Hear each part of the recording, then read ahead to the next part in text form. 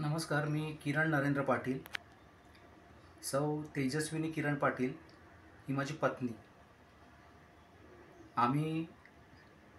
आम्हाला 10 वर्षानंतर पुत्ररत्नाचा लाभ झाला होता. म्हणजे होणार होता.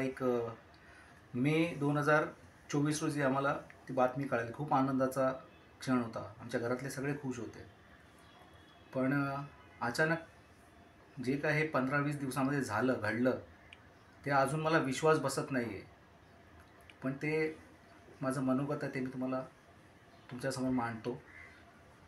तर असं झालं की 2025 उजाडलं. 1 तारीख होती. 1 तारखेला रात्रीच्या आसपासमध्ये तिच्या पोटामध्ये दुखावं लागलं. पाठीमध्ये दुखायला लागलं आणि पोटामध्ये दुखायला लागलं. तर आमची ट्रीटमेंट चालू होती पनवेलच्या हॉस्पिटलमध्ये. तर आम्ही त्वरित त्यांना घेऊन गेलो हॉस्पिटलमध्ये. त्यांनी तिथे चेकअप वगैरे केलं, गोळ्या वगैरे दिल्या आणि नंतर व्यवस्थित झालं. मग दुपारी आम्ही परत त्यांना घेऊन इथे घरी आलो. त्यानंतर त्याच रात्री पुन्हा पोटात दुखायला सुरू झालं.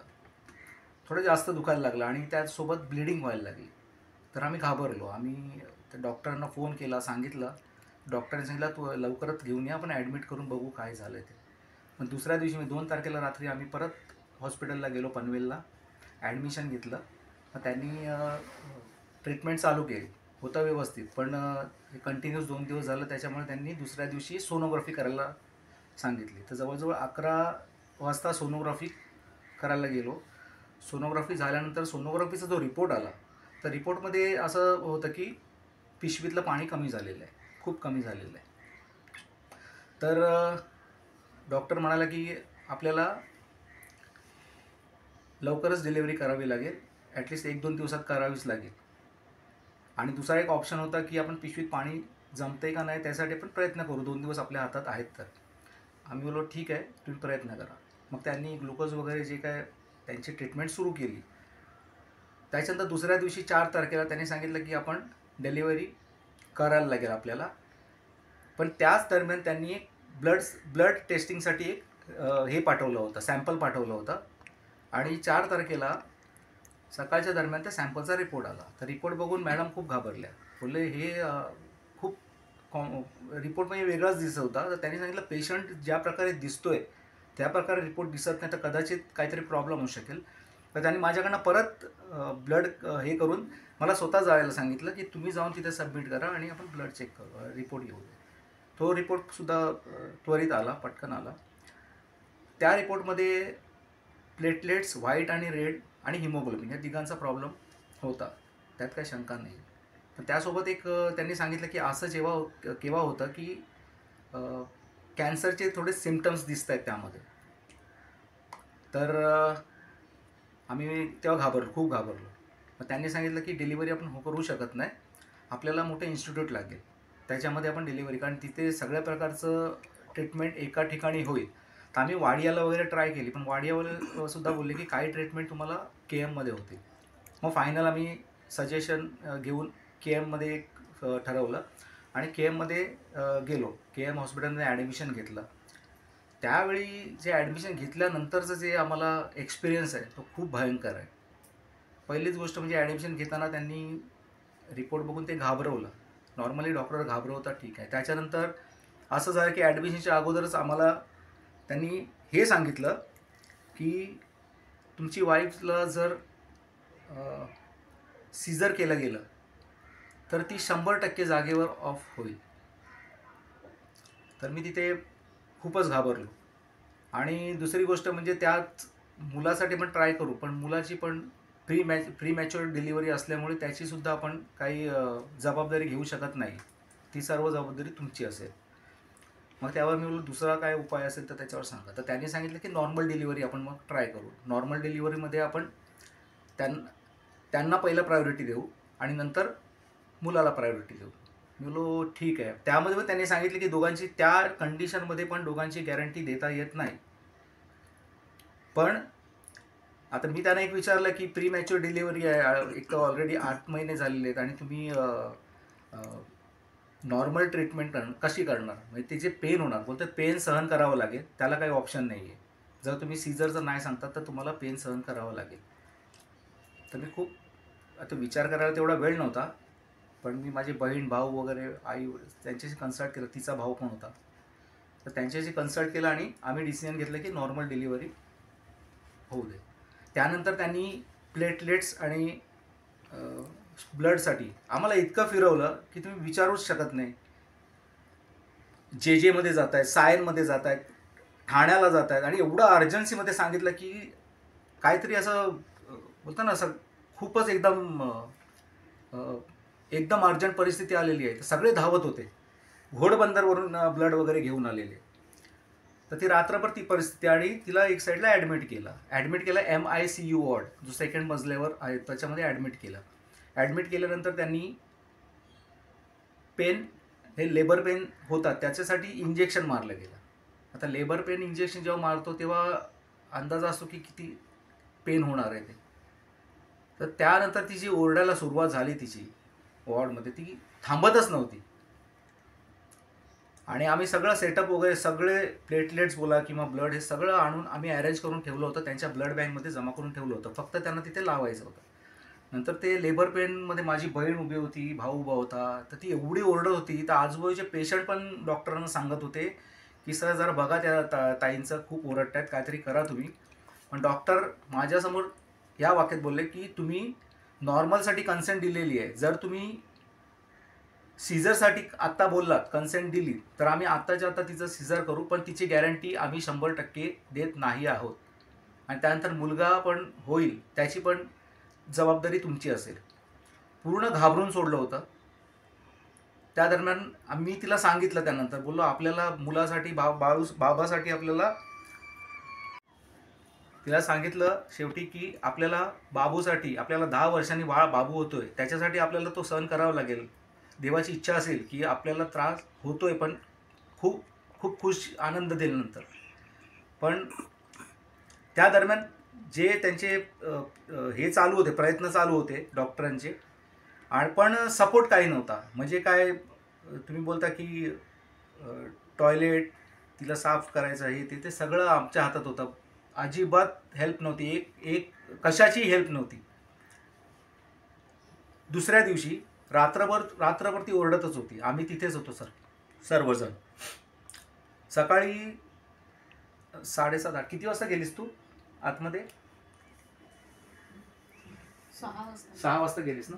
6 वाजल्यापासून मी आतमध्येच होते. हां, ICU मध्ये. हां. तर 6 वाजता माझी बहीण ICU मध्ये गेली, तिच्यासोबत उभी राहिली. एक तर पहिली गोष्ट, ICU मध्ये ते लोक उभं पण राहून देत नव्हते, अजिबात एंटरटेन करत नव्हते. ठीक आहे, त्यांचा प्रॉब्लेम असेल, काय रूल्स असतील, पण जो पेशंट तडफडतोय त्याला असं सोडू शकत नाही आहे. पण तरी पण आम्ही मॅनेज केलं, जे काय होतं आहे, जे आमच्या ज्याने होतं आहे तेवढं आम्ही करत होतो. बहीण 6-6:30ला आतमध्ये गेली, ती तिच्यासोबतच उभी होती. तर ती खूप खूप जोरात ओरडायला लागली, म्हणजे ते पेन खूप जास्त व्हायला लागलं. माहीत आहे, ते आम्ही आता सांगू शकत नाही, कारण जिथे परिस्थिती होती, जे बघत होते त्यांना माहिती होतं. याचे पडदे, कॉटचे जे पडदे असतात, बेडचे पडदे सगळे सताड उघडे होते. समोर CCTV कॅमेरा होता. सगळे पेशंटचे नातेवाईक बाजूबाजूला उभे होते, सगळे बघत होते काय चाललंय. माझी बहीण तिथे उभी होती. जवळजवळ 7:30 वाजून गेले, तिचे पेन खूप जास्त व्हायला लागले, उठायला लागली जवळजवळ ती, तरी डॉक्टरांचं काही लक्ष नाही. त्यानंतर जवळजवळ किती वाजलेले, 8:50 झाले, तरीला राहवलं नाही. 7:50 झालेले, बहिणीला राहवलं नाही. तर बहिणीने बाहेर फोन केला, तर बाहेर भाऊ होता तिचा, तर भावाला बोलवलं त्यांनी. तर तिचा भाऊ आतमध्ये आला, तर बहीण बोलली अरे डॉक्टरांना बोलव, खूप पेन करते. तर तेवढ्यात तो माझा मेवणा मोहित भोईर, तर तो डॉक्टरांना बघायला फक्त 2 पावलं चालला असेल, तेवढ्यात माझी वाईफ जोरात ओरडली बहिणीला की अरे बाहेर आला, बाळ बाहेर आलं. तर माझ्या बहिणीला काय सुचलं नाही, काय झालं समजलं नाही. ती बोलली काय झालं, नक्की काय झालं? तर माझी ती वाईफ बोलते बाळ बाहेर आलं असं वाटतंय. तर माझ्या बहिणीने चादर वरती करून बघितलं, तर बाळाचं डोकं बाहेर आलं होतं. तेव्हा माझी बहीण खूप घाबरली, कारण अशी परिस्थिती आपण कधी बघत नाही आहे. आणि सिच्युएशन ज्या पद्धतीने आम्हाला सांगितली होती की हे होईल ते होईल, त्याच्यामुळे आम्ही पूर्ण ढासळून गेलो होतो. त्यात ती डिलिव्हरी सर्वांनी बघितली, आजूबाजूला होते. म्हणजे इथे एक तुम्ही महिलांचा मानाबद्दल बोलतात, तर इथे सगळं महिला ओपनली सगळं चालू होतं, कोणाचं लक्ष नव्हतं. डॉक्टरही त्यावेळी नव्हता, त्यामुळे ही जोरजोरात ओरडायला लागली. तर डॉक्टर, त्याचं नाव काय होतं, प्रथमेश म्हणून डॉक्टर होते. ते एका चेअरवर डोकं टाकून झोपले होते अक्षरशः. माझा मेवणा तिकडे गेला आणि त्याला डॉक्टर ओरडला, तेव्हा ते उठले आणि नंतर नॉर्मली आले, बघितलं आणि एकदम कॅज्युअल ट्रीटमेंट. हां ठीक आहे, डिलिव्हरी झाले. ही ICUमध्ये MICUमध्ये डिलिव्हरी होतेच कशी. आणि आम्हाला सांगितलं होतं की लेबर वॉर्डमध्ये डिलिव्हरी होणार आहे. आम्ही त्या तयारीत होतो की लेबर वॉर्डमध्ये कधी न्यायचा. पण इथे जी डिलिव्हरी झाली आमच्या डोक्याच्या पूर्ण बाहेर झालं. सगळे आम्ही घाबरलो. आम्हाला त्वरित MICUच्या बाहेर काढलं आणि MICU लॉक करून टाकला. हे तुम्ही व्हिडिओ कॅमेरा, त्यांच्यात CCTV कॅमेरा समोरच आहे, ते तुम्ही बघू शकता. जर तुम्हाला, आता मला माहीत नाही, पण जर त्यांच्याकडे CCTV कॅमेरा मिळाला तर ती परिस्थिती त्यांना लाईव्ह मिळून जाईल. जवळजवळ बरोबर 7:50 नंतर हे सगळे सिच्युएशन चालू झाले. मला वाटतं 53-54ला बाबू बाहेर आला असेल. ते 53-54च्या म्हणजे 7:53च्या आसपासमध्ये बाबू बाहेर आला असेल. तर अशी सिच्युएशन झाली. त्याच्यानंतर आम्हाला बाहेर काढलं. आता इथे बाहेर काढल्यानंतर त्यांच्याकडे कुठे यंत्रणाच नव्हती. जो सेटअप आम्हाला सांगितला गेला होता, आम्ही रात्रभर जे फिरत होतो 2 दिवस वेडासारखी, ती यंत्रणाच तिथे लावली. ती लेबर वॉर्डमध्ये लावणार आहेत असं बोलले होते. कारण ती आम्ही ब्लड बँकेमधनं सुद्धा घेऊन नव्हतो आलेलो वर, ब्लड किंवा प्लेटलेट्स म्हणा. त्यानंतर ते घाबरले असेल आम्हाला नाही माहिती, पण आम्ही बाहेर खूप घाबरलो. एक जेमतेम 5 ते 10 मिनटं झाले असते. आम्ही वाट बघतोय. तितक्यात एक वॉर्ड बॉय, असं साधा एक ट्रे आहे, आपला ट्रे असतो ना साधा, त्या ट्रेमध्ये एक बाळ ठेवलेलं आहे आणि धावत आला आहे. दरवाजा उघडला आणि जोरात धावत येऊन पुढे येऊन ओरडतोय तेजस्विनी, आणि धावत सुटला. आणि त्या बाळाला एक साईडने तो थोपटत चालला आणि जोरात धावतोय, वेड्यासारखा बोलत तरी चालला. आम्ही सगळे त्याच्या मागे वेड्यासारखे धावत सुटलो. आम्ही दुसऱ्या मजल्यावर होतो भाऊ. दुसऱ्या मजल्यावर तुम्ही MICU ते जिना, जो मधला जिना आहे केवढा लांब आहे तो तुम्हाला समजेल. सगळी पब्लिक ओरडत उभी राहिली. काय झालं कोणाला कळलं नाही. पूर्ण तो फ्लोर उभा राहिला बोललं तरी चालेल. आणि आम्ही धावतो वेड्यासारखे, तो धावतोय पुढे. जिना पण आता लिफ्टनी उतरायला पाहिजे होता, तर जिन्यानी तो धावत जो 2 मजले आम्ही खाली उतरलो तळमजल्यावर. आम्ही त्याच्या मागे. त्यानंतर 40 नंबरचा वॉर्ड आहे, तो पण खूप लांब आहे. वॉर्ड जवळजवळ तुम्हाला एक 2-4 मिनटं चालायला लागतील. तो पूर्ण वॉर्डमध्ये धावत आम्ही त्या 40 नंबरमध्ये गेलो. तेव्हा त्याने बाळाला ठेवलं. आणि हे कशासाठी केलं, तर बाळाला लवकरात लवकर काचेच्या पेटीत ठेवण्यासाठी. आणि परिस्थिती अशी होती की काचेची पेटी तिथे नव्हती. कारण ती पेटी MICUमध्ये जायसाठी निघाली होती आणि ती होती 2nd मजल्यावर. मला फक्त तिकडे बाबूला दाखवलं मुलगा आहे की मुलगी, एवढंच दाखवायसाठी पुढे केलं. परत मागे ठेवलं, तुम्ही ते उभं राहा, तुम्ही हलू शकत नाही. त्यानंतर परत पेटी आणायला गेले, त्यांचे वॉर्ड बॉय होते, ते आली पेटी. त्याच्यानंतर बाबूला ठेवला. म्हणजे आम्ही जर कन्सेंट दिलेली आहे, त्याच्यानंतर ही जी अशी परिस्थिती उद्भवते आणि त्याच्यामध्ये जर काय दगाफटका होतो, तर त्याची जबाबदारी आमची असणार आहे की हॉस्पिटलची असणार आहे. म्हणजे हा खेळ केला, समोर दिसला तो खेळ करतायत ते झालं. त्याच्यानंतर मला तिकडनं सोडलं नाही. मला माझ्या वाईफबद्दल काहीच इन्फॉर्मेशन नव्हती की ती कशी आहे काय. कारण ह्यांनी मला अगोदर घाबरून सोडलेलं की दोन्ही कंडिशनमध्ये वाईफ आणि मुलाचं बरं वाईट होऊ शकतं. आणि मी त्यांना साईन कन्सेंट वगैरे देऊन सगळं मोकळा होतो, कारण माझ्याकडे दुसरा काय पर्याय नव्हता. त्यानंतर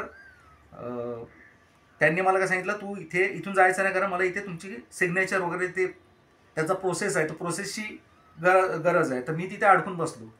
मी सारखा फोन करतोय आणि तिथे कोणाला भेटून नव्हते देत. माझ्या वाईफला MICUमध्ये होती, कोणाला भेटून नव्हते देत. मग इथे माझी फॉर्मॅलिटीज पूर्ण झाली. 15 मिनिटात फॉर्मॅलिटी मला वाटते पूर्ण झाली असेल. ते बाबूचा स्ट्रेचरवर घेऊन आम्हाला दुसरी बिल्डिंग आहे, त्याच्या 10व्या मजल्यावर बाबूचं ते रूम आहे. तिथे मी स्ट्रेचर घेऊन फिरतो. माझी परिस्थिती काय आहे, मला स्ट्रेचर घेऊन तिकडे जायला सांगितलं. चला ठीक आहे, आपलं काम आहे. आम्ही ते सुद्धा केलं. आम्ही 10व्या मजल्यावर गेलो. त्यांनी बाबूला आतमध्ये टाकला. आम्ही त्या ह्याच्यामध्ये ठेवला, त्या डिपार्टमेंटमध्ये नेला. मला लगेच बाहेर काढला आणि सांगितलं सही वगैरे कर. तिथे वगैरे सही वगैरे केली एंट्रीची. नंतर मी जेव्हा आतमध्ये जायला निघालो, मला सांगतात की आमचा रूल आहे, इथे आता कोणी जाऊ शकत नाही. मी म्हणजे मी मुलाला आतमध्ये सोडलं आहे, मी बघितला पण नाही त्याला अजून. तर ते सांगतात की इथे एक बाई तुम्हाला ठेवावी लागेल, जे कायमस्वरूपी तुमच्यासोबतच असेल, बाबूसोबत असेल कायमस्वरूपी. आणि तीच त्याला बघणं, बाकी कोणाला तिथे अलाउड नाही. आता मला हे अगोदर सांगितलं गेलं पाहावं होतं, कारण बाई तुम्हाला माहिती आहे 4-5 दिवसाचा खेळ नाही. तिथे जर मी इन्क्वायरी केली तर 1 महिना 2 महिने इव्हन 5 महिन्याची माणसं तिकडे अजून वाट बघतात बाळाची. मग तुम्ही ही कल्पना द्यायला पाहिजे होती, कारण लगेचच कोण तयार होणार नाही. आणि माझी कधी आई तयार होते, पण त्या आई जी बाळाची आई आहे तीच कुठेतरी ॲडमिट आहे. मग दुसरं जेव्हा आपण असं कोणाला रिक्वेस्ट करतो तर तो एक 2-4 दिवस किंवा 10 दिवसपर्यंत मॅनेज करू शकतो. महिना 2 महिना 3 महिना असं कोणी मॅनेज नाही करणार. आणि त्याच्यासाठी पण पे करावं लागतं, फुकट कधी होत नाही. तर त्यांना ते अरेंज करायचं कसं करायचं ते डोकं काम नव्हतं करत. त्यात एक देवारी चांगलं घडवलं की माझ्या मिसेसची आई ती पटकन तयार झाली की मी राहते बाबूसोबत. मग त्यांना आतमध्ये ठेवून त्यांचं पण कसं आहे, त्यांची औषधं, बाबूची औषधं सगळी तिथे अरेंज करून नंतर मग मी खाली गेलो आणि माझ्या मिसेसला बघितलं, डोळे उघडलेले. आणि तेव्हा त्यांनी ते प्लेटलेट्स वगैरे त्यावेळी लावलेले. जेव्हा हे झालं इन्सिडेंट त्याच्यानंतर आम्हाला त्याच्या भावाला खाली पाठवलं, ब्लड घेऊन ये, प्लेटलेट्स घेऊन ये, आणि नंतर त्यांनी ते लावले. आणि तो MICUमध्येच सगळे घडलं. तिथली साफसफाई पण माझ्या बहिणीने केली. जे काय ते आपण डिलिव्हरी केल्यानंतर जी काय साफसफाई करायला लागते ती तरी ॲटलिस्ट करावी, कारण त्याच्यामध्ये कुठले काय काय असतं ते आता सांगायची गरज नाही आहे. हे आपल्या नॉर्मल माणसं नाही बघत.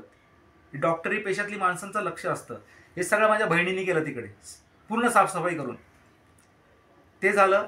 त्याच्यानंतर रिलॅक्स. चादर 2 दिवस बदलली नव्हती. चादर पण ती 2-3 दिवस त्यांनी बदलली नव्हती, तशीच होती. आम्ही तिचं सगळं करत होतो. मोठी गोष्ट नाही, माझी घरातलीच होती, माझी वाईफ आहे, यांची नातला, तर आम्हाला करणं भाग आहे. पण त्यांनी अजिबात सपोर्ट केला नाही. दुसरी गोष्ट, ते माझं 12-1 वाजेपर्यंत सगळं झालं असेल ना आपलं नॉर्मली, तर आम्ही थोडं रिलॅक्स झालो की बाबा झालं, डिलिव्हरी झाली, बच्चू आतमध्ये आहे आणि ही पण आता सध्या व्यवस्थित आहे. लगेच मला सांगितलं की तुमची त्याच दिवशी 2:30 वाजता मीटिंग आहे. तर मी धावत 2:30 वाजता वरती 10व्या मजल्यावर गेलो. तर तो ब्लडचा जो रिपोर्ट आलेला, मी मगाशी बोललो तुम्हाला, ब्लडचा जो रिपोर्ट आलेला, कॅन्सर डिटेक्ट होत होतं, तर त्याच्या संदर्भात मला बोलायला बोलवलेलं. तर तिकडे चंद्रकला मॅडम आहेत, HOD त्यांच्या. तर त्यांच्यासमोर मी बसलो. मग त्यांनी सांगितलं आपल्याला अर्जंटली डिसिजन घ्यावं लागेल. मी बोललो इतकं काय झालं, म्हणजे इतकं मग अर्जंटली, म्हणजे तुम्हाला काय वाटतं?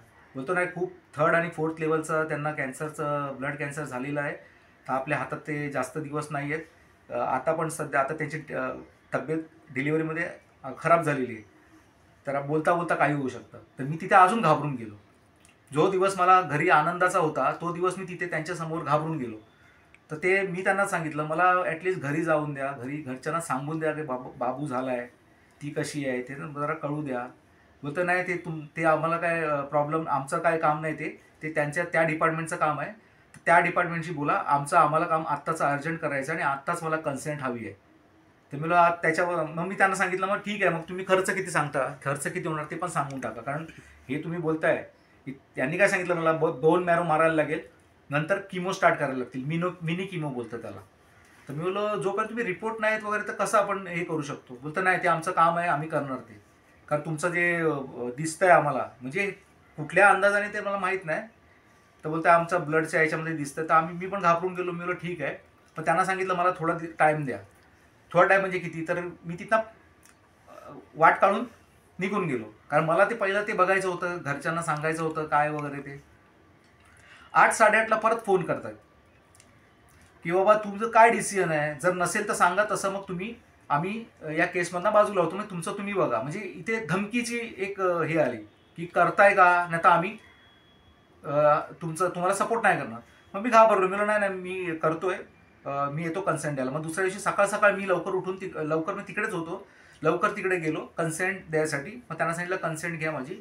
मग त्यांनी सांगितलं आपल्याला पहिला बोन मॅरो लावायला लागेल, त्यासाठी तुम्हाला 36,000 रुपये लागतील, बरोबर. पण त्या मॅडमवर जेव्हा मी मिटिंगला बसलो तेव्हा त्यांनी मला काय सांगितलं, मी त्यांना विचारलं मॅडम आता हे सगळं ठीक आहे, आता खर्चाचं काय बोलता तुम्ही, मला ते सांगा. तर त्यांनी सांगितलं की खर्च जवळजवळ 30-40 लाख सांगितला. तर मी बोललो इतका खर्च तर मी कधीच नाही करू शकत, बोललो आणणार कुठून एवढा. तर बोलतं नाही, त्याची काळजी नाही आपल्याला, करू नका तुम्ही काळजी, कारण आपल्याकडे एक जननी सुरक्षा योजना म्हणून येते. ती डिलिव्हरी झाल्यानंतर 42 दिवसापर्यंत जो काय त्यांचा ट्रीटमेंटचा खर्च असतो महिलांचा, तो सगळा कव्हरअप होतो, किती होऊ दे तो कव्हरअप होतो. तर मी तिथे एक रिलॅक्स झालो की माझा फंडचा तो प्रॉब्लेम सॉल्व्ह होईल म्हणून. आणि दुसरं म्हणजे त्याच्यावरती जर ट्रीटमेंट आपली केली तर आपल्याला राजीव गांधी 5 लाखापर्यंतचा एक विमा मिळतो, तो आपण तिथे हे करूया, लावूया. तर मी तिथे रिलॅक्स झालो. म्हणजे ठीक आहे मॅडम, आपण करून टाकू. म्हणजे कॉन्फिडन्स आला की बाबा फंड, एवढा मोठा फंड बोला आणि तिथे अरेंज होतं बोललो, तर मी खुशच होणार बोलो, ट्रीटमेंट पण आपली व्यवस्थित चालू होईल वगैरे. तर दुसऱ्या दिवशी सकाळ सकाळ मी जशी कन्सेंट दिली तशी त्यांनी लगेच तिला घेऊन बोलवलं. आम्ही तिला घेऊन गेलो. त्या दुसऱ्या मजल्यावरनं खाली उतरून दुसऱ्या बिल्डिंगमध्ये येऊन 10व्या मजल्यावर आम्ही स्ट्रेचरवर तिला घेऊन गेलो. तेव्हा त्यांनी बोन मॅरो केला. आम्ही भाव वगैरे होता, सगळ्यांनी पेमेंट वगैरे केलं त्याचे, आणि रिपोर्ट 17-18 दिवसांतर येणार होते.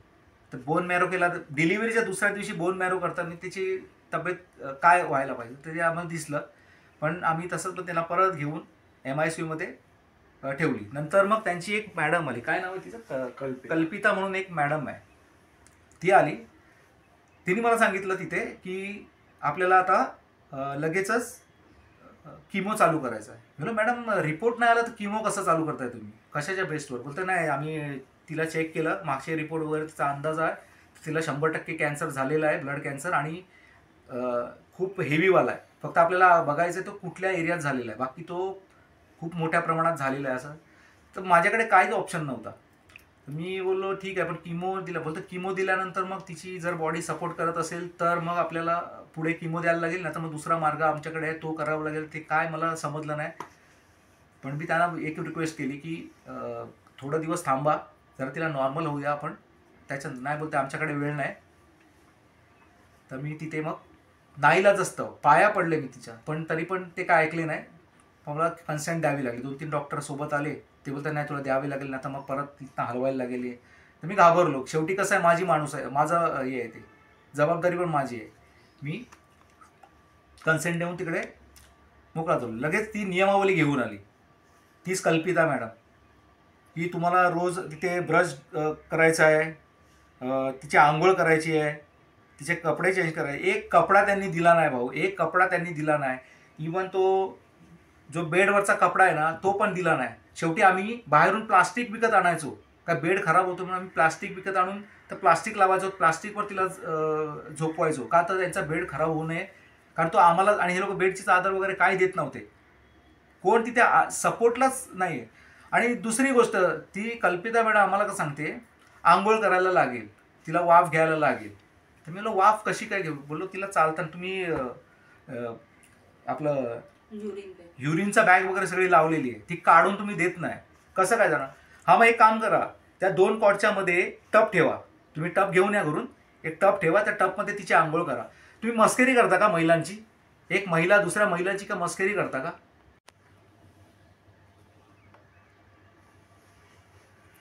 आता अशा प्रकारची नियमावली आम्हाला दिली. त्यातले नियम तुम्ही आता मी सांगितलेलेच आहेत. ते टपमध्ये आंघोळ किंवा अजून काय असेल, आणि त्याच्यामध्ये हेल्प काही नाही, आपणच करायचं सगळं, ते काही करणार नाहीत. आणि दुसरी गोष्ट, ह्याच्यामध्ये काय होतं, प्रत्येक डिपार्टमेंट वेगळं काम करत होतं. आता तुम्हाला सांगतो त्याच्यामध्ये यांचा इंटरनल प्रॉब्लेम काही आहे. एक म्हणजे जे MICU डिपार्टमेंटला स्टाफ आहे तो फक्त MICUच्या पेशंटच्याच संदर्भात आहे तिकडे. दुसरा एक कॅन्सरचा जो डिपार्टमेंट आहे तो कॅन्सर संदर्भातच आहे. आणि तिसरा लेबर वॉर्ड आहे. आता आमचा पेशंट होता लेबर वॉर्डशी कनेक्टेड होता आणि कॅन्सर वॉर्डशी कनेक्टेड होता. आम्ही MICUच्या जेव्हा नर्सला वगैरे विचारायचो काय, तेव्हा ते काय उत्तर द्यायचे की ते लेबर वॉर्डमध्ये तुमचे आहेत ना डॉक्टर, त्यांना इथे घेऊन या, त्यांच्याकडनं काय करून घ्या, आमचा काय संबंध नाही तुमच्याशी. हे असं असतं का? MICU म्हणजे काय आहे? म्हणजे फक्त तुम्ही तुमच्या डिपार्टमेंटचा, म्हणजे आमचं डिपार्टमेंट जर नव्हतं मग तिथे कशाला ठेवलं होतं आम्हाला? आम्ही थोडी बोललेलो की बाबा MICUमध्ये ठेवा. तिथे सांगितलं का तो वरचा डॉक्टर आहे, त्यांना तुम्ही घेऊन या, त्याच्याशी कन्सल्ट करा. आणि आता ते टपचं सांगतोय, टपचं त्यांनी सांगितलं 2 कॉटच्या मध्ये जर टप ठेवायचा, तर मी त्यांना विचारले ते MICUमध्ये कसं शक्य आहे? ते तुमचं तुम्ही बघा, आम्हाला काय माहीत नाही, ते तुम्ही करायला लागेल. आणि ते जेव्हा आम्ही इथल्या नर्सला, ज्या MICUमधले ज्या नर्स होत्या त्यांना विचारते, बोलतं नाही नाही इथे अलाउड नाही ते. मग आता आम्ही करायचं काय? ह्या मॅडम बोलतायत की तुम्ही इथेच आंघोळ करायची, दुसरा मॅडम बोलतायत तुम्ही इथे करू शकत नाही. मग आता आम्ही काय करणार? आम्हाला काहीतरी सपोर्टिव्ह काहीतरी द्यायला पाहिजे होतं की आम्हाला माहीत नाही, हात वरती करून सगळे मोकळे. मग शेवटी आम्ही कशी माझ्या बहिणीनी तिला जाऊन त्या टॉयलेटमध्ये तिकडे घेऊन गेलं आणि ह्यांची ते बोलतात ते टप बिप ते सगळं तिथे केलं. पण ते खूप भयानक होतं. असं कोणत्या बाबतीत घडू नये सर. त्यानंतर पुढची गोष्ट, त्यांनी तिथे किमो, आता मी कन्सेंट दिली तर किमो चालू केला. किमोचा एक 9 आणि 10 गोळ्या काहीतरी देतात. तर त्यांनी स्टार्टिंगला मिनी दिला का बाबा एक 4 गोळ्यांचा आणि संध्याकाळी रात्री 5 गोळ्यांचा. तर तेव्हा पण तेच त्यांचं रामायण तेच की बाबा जर तुमच्या पेशंटला काय झालं, किमो सूट नाही झाला तर त्याची जबाबदारी सर्वस्वी तुमची. तर सगळं आता जबाबदारी घ्यायला तयारच होतो आम्ही. कन्सेंट देऊन तयार झालो. मग त्यांनी त्या गोळ्या वगैरे घेतल्या. तर आम्ही त्या दिवशी खूप टेन्शनमध्ये होतो, कारण बोललो हे गोळ्याचा असर काय होईल माहीत नाही. सारखं तिला विचारतो कसं वाटतंय. ते नॉर्मल सगळं नॉर्मलच होतं. ते झालं.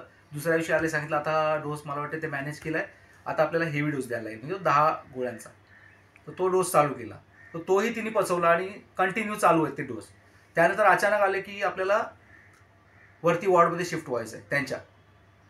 तर ठीक आहे, ते पण झालं. वॉर्डमध्ये शिफ्टिंग करायला पण आम्हीच घेऊन जाणार तिला.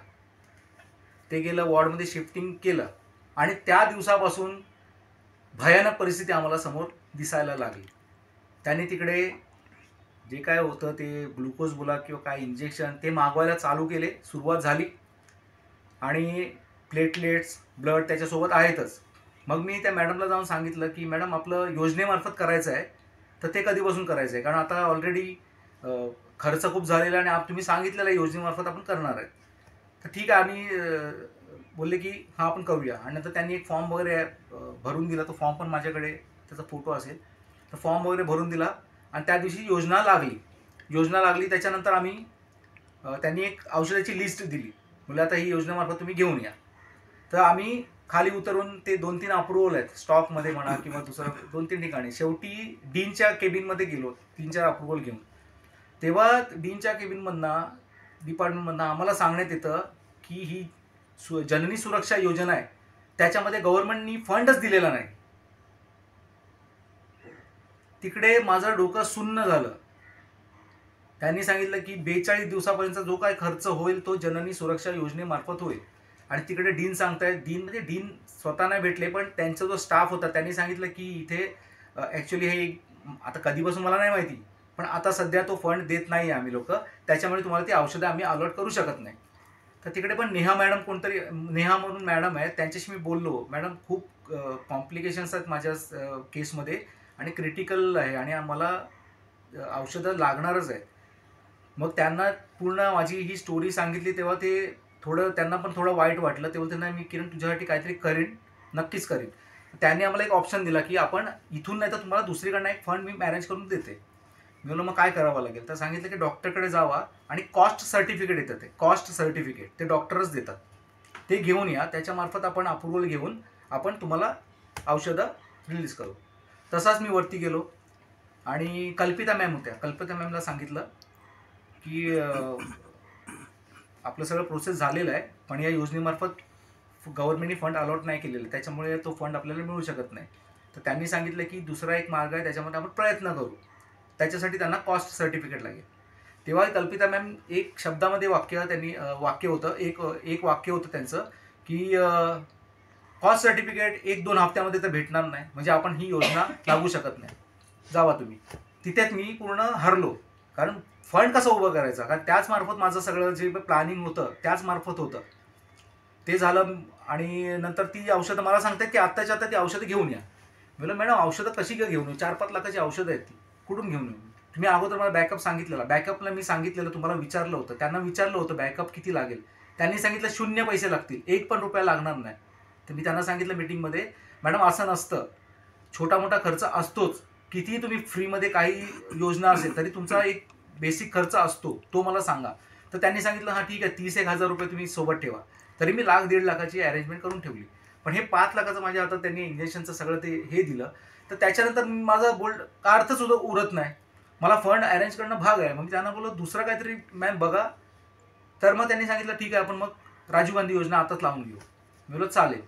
राजीव गांधी योजनेचा फॉर्म भरला, ते सगळं केलं आणि त्याच्यासाठी पण लोक 4-4, 5-5 दिवस, 1-1 हफ्ता जातो, राजीव गांधी योजना लागत नाही. पण मी ते योजनेचं काम करतो, त्याच्यामुळे मी एका दिवसात मी योजना ॲक्टिव्ह करून आणली. रात्री 1-1.5 वाजता मला मेसेज आला की योजना ॲक्टिव्ह झाली. त्यानंतर मग त्यांच्याकडे सकाळी गेलो. सकाळी जाऊन त्यांच्याकडे ते अप्रुव्हलचे लेटर आणि त्यांचा फॉर्मॅट असतो, त्या फॉर्मॅटमध्ये ते औषधं लिहून देतात आणि फ्री ऑफ कॉस्ट आपल्याला मिळतात. ते घेऊन आलो, डॉक्टरांना दिलं. डॉक्टरांनी ते त्याच्यामध्ये औषधं लिहून दिली होते आणि सांगितलं घेऊन या. तसाच स्टॉक जो आपला मेडिकल आहे, हॉस्पिटलचा जो मेडिकल आहे, त्या मेडिकलच्या दुकानात गेलो.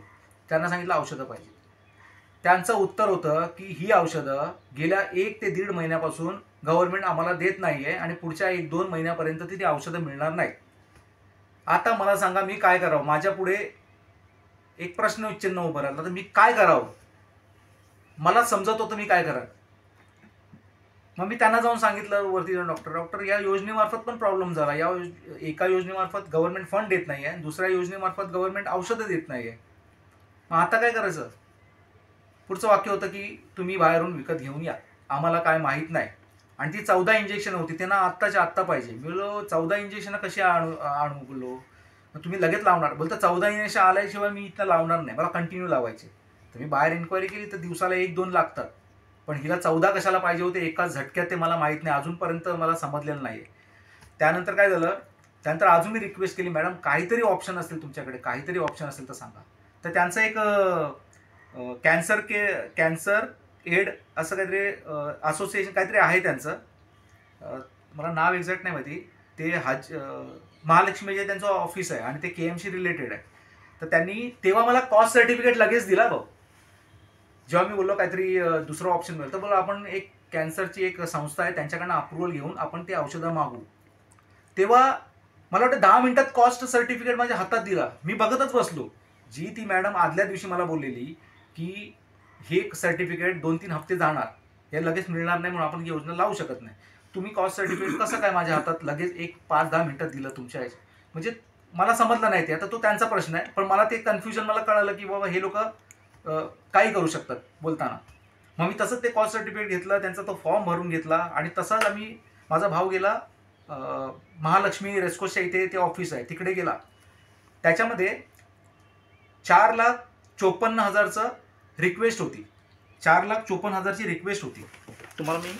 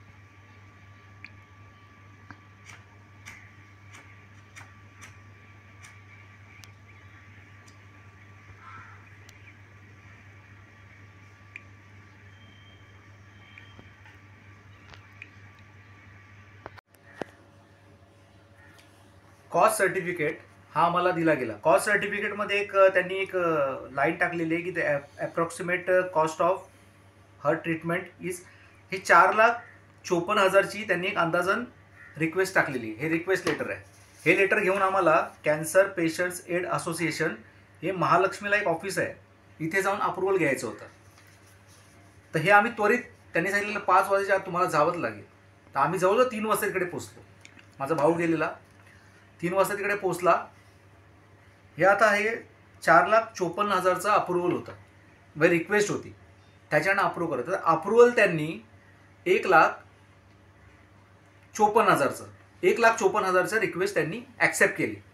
आणि त्यांनी काय सांगितलं, आमचं एक शॉप आहे जे परेल आपलं भुईवाडा परेलच्या इथे एक त्यांचं शॉप आहे, ते तिकडे रिक्वेस्ट दाखवा, आमचा अप्रुव्हल दाखवा आणि तुम्हाला ते औषधं देतील, ते घेऊन जावं. तसाच माझा भाऊ तिकडे गेला त्या शॉपमध्ये जेव्हा ती रिक्वेस्ट दाखवली तर शॉपवाल्यांनी सांगितलं की फक्त तुमचं 20,000 अप्रूव्ह झालेले. तर हे गणितच मला कळलं नाही. आणि त्यांनी 20,000चं इंजेक्शन सांगितलं, हे आपण देऊ शकतो. तर तसंच आम्ही, तो भाऊ इथे घरी आला, ऑफिस इथे हॉस्पिटलमध्ये आला आणि सांगितलं, अरे ते लोक 20,000चं अप्रुव्हल देत आहेत. त्यांनी 145चं अप्रुव्हल दिलं होतं, पण औषध दुकानामध्ये गेल्यावर त्याला बोलतात 20,000चं अप्रूव्ह केलेलं आहे, त्याच्यावरती मी देऊ शकत नाही. तर त्यांचं हे कॅज्युअल होतं की हां ठीक आहे, तेवढंच अप्रुव्हल आता दिलं आहे त्यांनी, तर तेवढं तुम्हाला भेटणार. मग तसाच माझा भाऊ तिकडे धावत गेला आणि त्यांना रिक्वेस्ट केली की सर थोडंसं पेशंट काही क्रिटिकल आहे असं तसं. तर त्यांनी मग 1च्या जागी 2 आम्हाला इंजेक्शन जे होते ते दिले, ते घेऊन इथे जमा केले. ते झालं. बाकीचे इंजेक्शन त्यांना तेव्हा पाहिजे. मला थोडं थांबा, कारण फंडचं मला अरेंज करायला लागेल. तो तर नाही, आम्हाला आत्ता पाहिजे, नाहीतर तुमचं औषधाविना जर पेशंटला काय झालं तर मग आम्ही त्याला जबाबदार नाही. ते पण लिहून घेतलं. ते झालं. त्याच्यानंतर त्यांनी हॅरॅसमेंट करायला चालू केलं. म्हणजे अशी तशी हॅरॅसमेंट नाही, चुका पण खूप केल्या त्यांनी, आता ते सांगणार नाहीत, पण तुम्हाला तर मी सांगू इच्छितो. त्यांनी काय मला